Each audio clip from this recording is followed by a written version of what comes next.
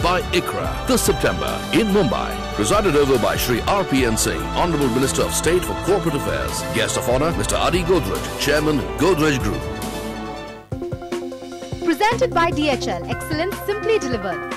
Associate sponsor Sri City, South India's largest world-class business destination.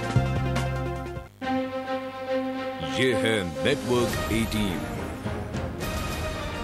और आप देख रहे हैं CNBC आवाज। Presented by Gupta Corporation, Energizing Growth. Co-presented by Prozone CSE.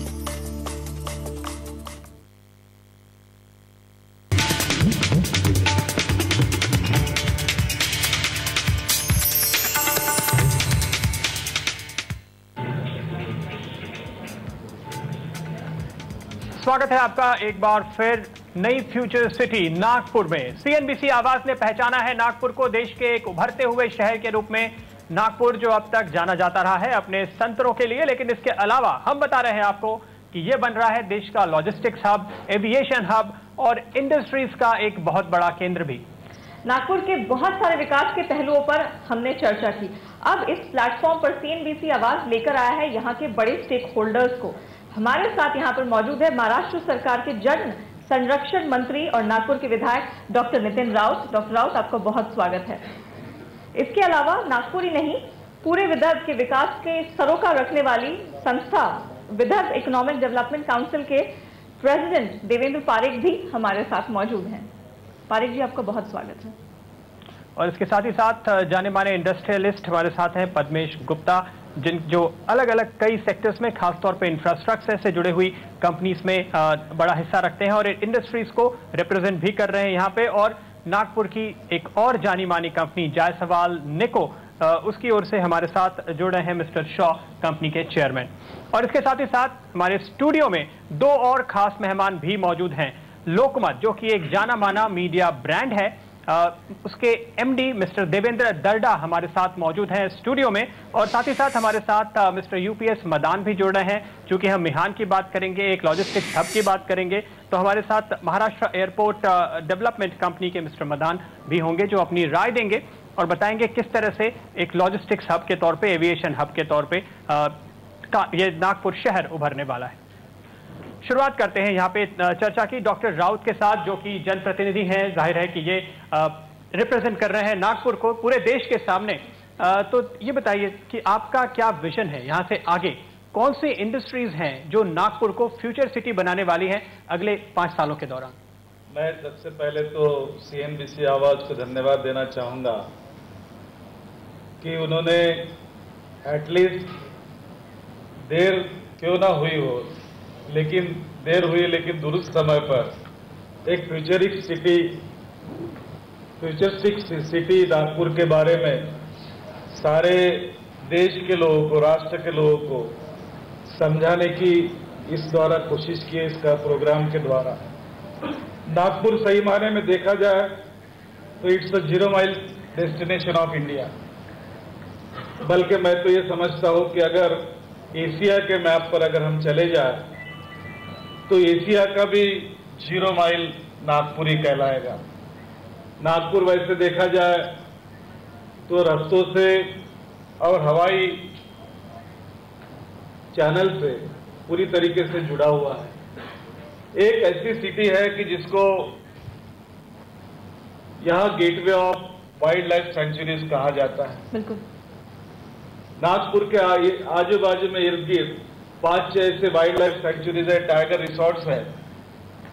लोग यहाँ आते जरूर है। पूरे इंडिया में अगर हम टूरिस्ट अगर गिनना चाहे तो 100% अगर टूरिस्ट आते हैं तो उसमें के एटलीस्ट 60% टूरिस्ट ये नागपुर होते हुए। बिल्कुल, तो ये सारी पोटेंशियल की बात तो हम लगातार कर रहे हैं, लेकिन बात फिर इस जगह पे पहुंचती है कि अब तक हमने क्या किया है और आगे क्या होने वाला है। मिस्टर पारेख, आखिर क्यों, जैसे कि यहाँ पर बताया जा रहा है लगातार कि ये 0 माइल है, एक सेंटर है, पूरे देश में आप पहुंच सकते हैं। मिहान का प्रोजेक्ट अपनी रफ्तार से चल रहा है, लेकिन ऑलरेडी यहाँ के इंडस्ट्री ने अब तक क्या किया है इसको एक लॉजिस्टिक्स हब बनाने के लिए? देखिए, इसमें कोई दो राय नहीं कि नागपुर पूरे भारत में ही नहीं, सिर्फ एशिया में जहां पर प्लेस्ड है, लॉजिस्टिक्स के लिए एक बहुत ही उत्तम स्थान है। और आप जानते हैं भारत सरकार की जो नीति है उसके हिसाब से अगर 1-2 सालों में जीएसटी का इंट्रोडक्शन हो जाता है, जब पूरा भारत एक अकेला मार्केट हो जाएगा, तो नागपुर का महत्व उससे निश्चित बढ़ना है, क्योंकि लॉजिस्टिक्स की जो कंपनीज हैं, जो विभिन्न उद्योग हैं, वो जो खासकर जो कंज्यूमर गुड्स से जुड़ी हुई जो उद्योग है, वो अपना माल नागपुर में आकर एकत्रित कर सकते हैं।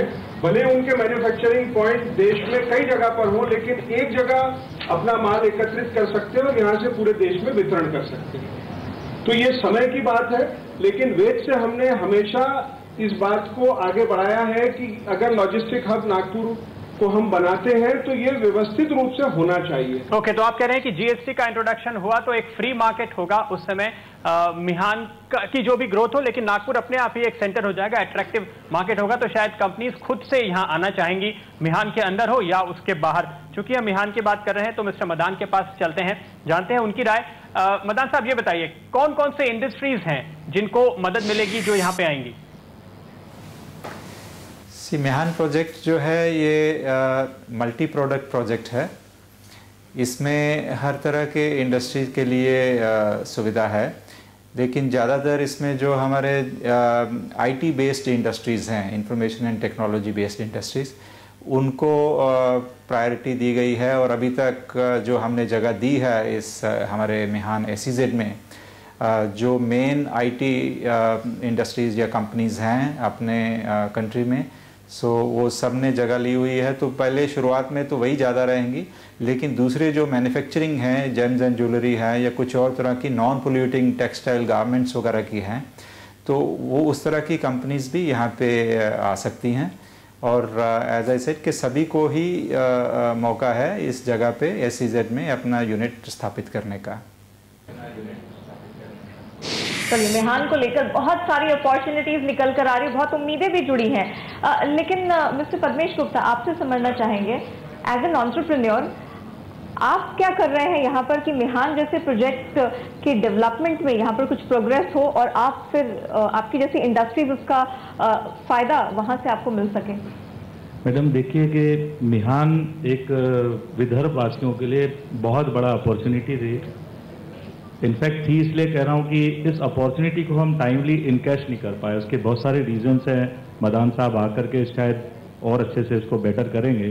क्योंकि हम जैसे मेरे दोस्त पारिक जी ने बताया कि विदर्भ में लॉजिस्टिक का बहुत ज़्यादा महत्व है और जीएसटी आने के बाद और हो जाएगा। लेकिन क्योंकि ये 0 माइल है, क्योंकि ये central part of the country है, तो यहाँ से हर चीज़ का लॉजिस्टिक बहुत ज़्यादा इकोनॉमिकल बैठता है। मिहान का जो मेन मुद्दा था कि मिहान में ऊपर से जितनी भी फ्लाइट्स यहाँ पे इंटरनेशनल फ्लाइट्स जाती है, वो यहाँ पे उसका एक और टर्मिनल बनेगा, कार्गो आएगा, कार्गो का डिस्ट्रीब्यूशन होगा। कार्गो से related I was the person जो मिहान के पूरे शोकेस में जहाँ जहाँ रोड शो हुआ, I was representing Nagpur with mister Vilas Kale. तो I was very enthusiastic about this कि किसी तरह से भी ये आगे बढ़े। लेकिन अनफॉर्चुनेटली प्लानिंग में क्या हुआ कि पहले इंफ्रास्ट्रक्चर आईटी सेक्टर को देख करके ज़्यादा किया गया, बाकी जो जिस तरह से कार्गो के लिए करना चाहिए था, कार्गो में बहुत ज़्यादा डिले हुआ। तो जो जिससे कमाई होनी थी वो पहले नहीं आने से इसमें क्या हुआ, पहले ज़्यादा इंफ्रास्ट्रक्चर में खर्चा हुआ। मेरा ऐसा suggestion I may be wrong, लेकिन मेरा ऐसा आकलन है एज ए इंडस्ट्रियलिस्ट कि पहले अगर कार्गो का जो भी सिस्टम यहाँ पे जो होना चाहिए था वो अगर होता। हमने बहुत बड़ा इन्वेस्टमेंट लाया था सिंगापुर के सिकाल कंपनी, उनके साथ में काफ़ी इन्वेस्टमेंट आ रहा था, और यहाँ पर रेल टर्मिनल और रोड टर्मिनल जिसमें हम भी पार्टनर थे। लेकिन प्रॉब्लम यह है कि उस समय ये क्लिक नहीं हुआ, रिसेशन आ गया, ये दोनों चीज़ प्रॉब्लमेटिक थी। और दूसरा डेवलपमेंटल कॉस्टिंग नहीं है। जो मेरा ये सबमिशन है, मतलब मदान साहब भी क्योंकि लाइव में है, इसका जो कॉस्टिंग है मिहान की जो इंडस्ट्रीज को या जो भी इसमें आता है जिसको देने के लिए, वो डेवलपमेंटल एटीट्यूड होना चाहिए। ये मेरे हिसाब से ज़्यादा करके एक प्रकार से consumer product type they are marketing. तो ये मेरा रिक्वेस्ट है कि गवर्नमेंट का, क्योंकि ये एसईजेड है, इसमें गवर्नमेंट को डेवलपमेंटल एटीट्यूड रखना चाहिए। आपकी जो बात है वो ये कि आईटी पे ही फोकस क्यों? मदान साहब से पूछते हैं। मदान साहब, आपका ये व्यू है कि केवल आईटी तक सीमित नहीं है, क्या पूरे नागपुर की शक्ल बदलने में यह मददगार होगा मिहान प्रोजेक्ट? पूरे विदर्भ के लिए ये बहुत ही एक बड़ा प्रोजेक्ट है, जिसे हम ड्रीम प्रोजेक्ट बोलते हैं। कि इसमें जो स्कोप है, अगर पूरा डेवलप होता है जिस समय SEZ, तो करीब 1,20,000 लोगों को रोज़गार, यहाँ पे डायरेक्ट रोज़गार मिलेगा, और उससे 2 गुना या 2.5 गुना लोगों को इनडायरेक्ट रोज़गार की भी का मौका मिलेगा। तो करीब 4 लाख से लेके 4.5 लाख लोगों को डायरेक्ट या इनडायरेक्ट रोज़गार इस मिहान प्रोजेक्ट के थ्रू मिल जाएगा। तो पूरे क्षेत्र का, नागपुर का ही नहीं, पूरे विदर्भ का विकास इस प्रोजेक्ट के थ्रू हो सकता है, क्योंकि यहाँ पे जो यूनिट आएंगे उसके अलावा उन यूनिट्स के जो एलाइड एक्टिविटीज़ होंगी वो बाकी के इस SEZ के बाहर भी आएंगी। तो पूरा जो एरिया है, इंटरनेशनल हब, कार्गो हब और पैसेंजर हब बनेगा, एयरपोर्ट डेवलप होगा, रोड और रेल टर्मिनल्स बनेंगे। तो वो सब चीज़ों से पूरा जो क्षेत्र है विदर्भ का, उसको बहुत ऊपर आने का इकोनॉमिकली मौका मिलेगा।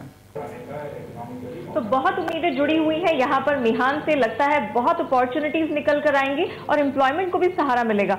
मिस्टर दर्डा, हम आपसे समझना चाहेंगे, आप इस पूरे मामले को बहुत शुरू से फोकस में लाते रहे हैं, समझते रहे हैं। आपको लगता है कहीं ना कहीं मिहान स्लो है? क्या ये और जल्दी सामने आ सकता था? देखिए मैडम, मैं टोटली एग्री करता हूं इस बात से कि मिहान ये अपने आप में देश के लिए बहुत ही महत्वपूर्ण प्रोजेक्ट है और बहुत ही एम्बिशियस प्रोजेक्ट है, और इससे नागपुर पूरे एशिया के एक मैप पर आ जाता। पर मिहान के इम्प्लीमेंटेशन में कुछ कमियां ज़रूर रह गई है। इसमें की चीफ जो कमी रह गई है उसमें यह था कि इसका प्रॉपर मार्केटिंग हो नहीं सका। इसको एक लॉजिस्टिक्स हब के रूप में गवर्नमेंट ने इसका प्रयोजन किया था, पर ये लॉजिस्टिक्स के हब से ये IT फोकस इस पे हो गया है, और करीब 4,300 हेक्टेयर में से 2,100 हेक्टेयर पर SEZ का प्रयोजन किया गया, और IT सेक्टर का फोकस होने की वजह से लॉजिस्टिक्स कहीं ना कहीं बैक सीट ले चुका है, ऐसा मुझे लगता है। मेरा सवाल ये है, UPS मदान साहब महाराष्ट्र के एक बहुत ही काबिल ब्यूरोक्रेट है, और हालांकि ये इस प्रोजेक्ट पर हाल ही में असाइन हुए हैं, पर इसका जो मार्केटिंग है वो प्रोफेशनल लोगों के हाथ में दिया जाना चाहिए, जिन्हें प्राइवेट सेक्टर में जैसे कि इंडस्ट्रियलिस्ट होते हैं, और वो अपने प्रोडक्ट के और सर्विसेज के लिए जो इंडस्ट्री में से, वर्ल्ड में से जो बेस्ट टैलेंट अवेलेबल होता है, वो टैलेंट को लाते हैं और उसके मार्केटिंग के लिए उसकी जिम्मेदारी उनके पास दी जाती है। उसी तरह से मिहान का जो मार्केटिंग है, इसकी जिम्मेदारी प्रोफेशनल लोगों के हाथ में दिए जाना चाहिए, ताकि इसका ठीक समय पर मार्केटिंग हो सके और इसकी उन्नति हो सके।